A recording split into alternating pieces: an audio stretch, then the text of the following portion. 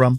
Yes, I've always had a thing for the aged and then children, because I feel like I've been in that state before where you're vulnerable. It's easy to be manipulated or anything can happen when you're in that state. So I feel like I've always felt, I imagine if the world could be, everybody could be equal. Everybody, at least, if not, as riches is like, I think it's a choice. People want to have wealth and deal with a lot of businesses and be entrepreneurs and all that. But at least everybody being okay. At least your basics are sorted. I wish that could happen, but I think the world is not built like that. And all we have to do is that when you're privileged, you just look back. I've been a strong believer of that.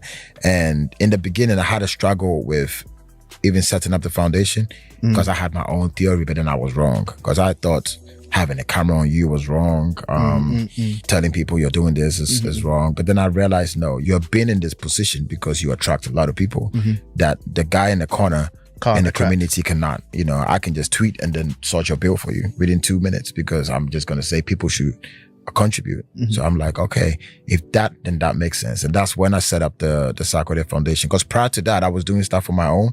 I randomly pick up Instagram and go like on the explore, and I see somebody post and I just go and check if it's real. I get my people to go there and check, and then I just sort it out. But I'm like, you could do it bigger if you involve everybody. Scale. Exactly. So I had to snap out of it and just psych my mind, no matter what even people are going to say.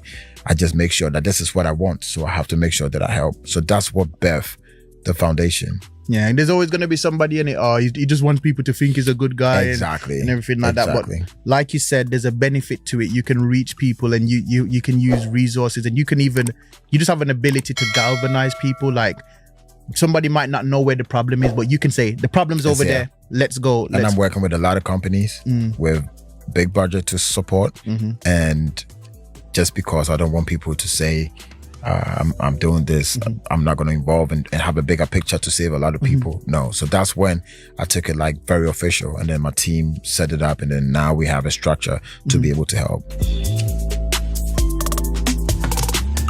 You do a lot of business outside of music. What motivates you to do that, and how important do you think that is, especially for younger artists to understand? That's a personal decision for me, because I think as a person, I freak out when I don't have bread.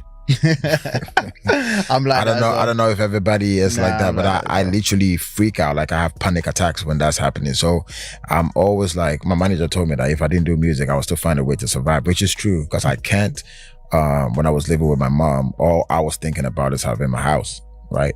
Even as a little child, I still had that. So I knew that I needed some kind of security. So that's where that came from. So in the beginning, I focused on music 100%, which I think is right. People actually mistake that whole thing and go like, music is not, you can't depend on that. You have to find, there's that saying. Yeah, but it's like at first, if you're gonna do it, you gotta do it properly. So what my logic was with that is build the brand, take your time and build the brand. Because I always believe in, if something's gonna be successful, all the businesses that I know which is super successful, they have a long story. And when you build that, you use that to do any other thing that you want to do. Now, every room I'm sitting in at Sarkodie, and I bring in, I'm worth something when I'm having a conversation. So it's easier for me to get through the door. But if I left it half and half and I didn't fulfill this side, then you're not worth the conversation too. Yes. So it was scary because a lot of business-minded people having conversations with me in a time when I was focused on music and telling me, music is not something you can focus on, come to this side. But I didn't feel like doing it. I really love music. And anything you love, you can make money from it. Yeah. There's a lot of things that comes along with the music, not just performing or even streaming. There's a lot that comes with it. So that also inspired me to get into other stuff and just keep the chain going. How did lockdown affect you musically? Funny enough, it was a defining moment for me when I respected my job. People think they said to me, I don't take poor people as friends, but I'm like, no, that's not what it is. You don't even have to have a successful business, but if you're like a business-minded person, I love to enjoy like deal talking with to that person. Yeah. So luckily I have a lot of like super wealthy people in Ghana who are like friends. And when I sit down with them, their business is like dealing with people direct, and they always have cash. So when that time came, I realized my business was actually not that bad as I thought, because this is the time where it should have took a dip. Exactly. Everybody was, of course, shows and physical contact that was locked. So but then streaming was up because everybody was watching. I remember that I was so bored I dropped a diss track, you know. And it did well. A lot of people were watching, people were staying home, so the numbers were crazy. Yeah. And this is the product that you can't touch.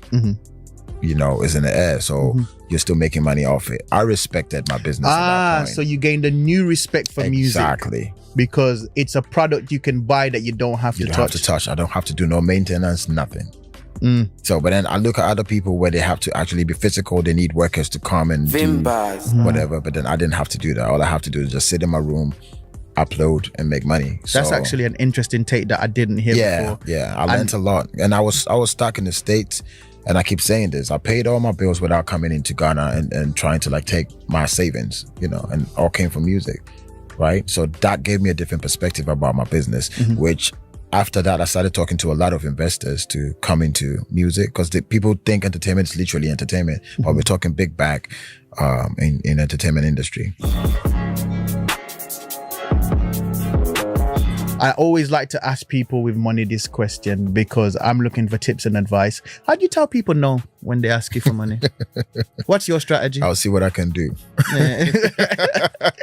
You leave it open-ended. That's the line. You know, but you got too much money for that. That wouldn't work on me. If I come and ask you for money, you say you see what you can do. No, I can see what you can do. You can do a lot.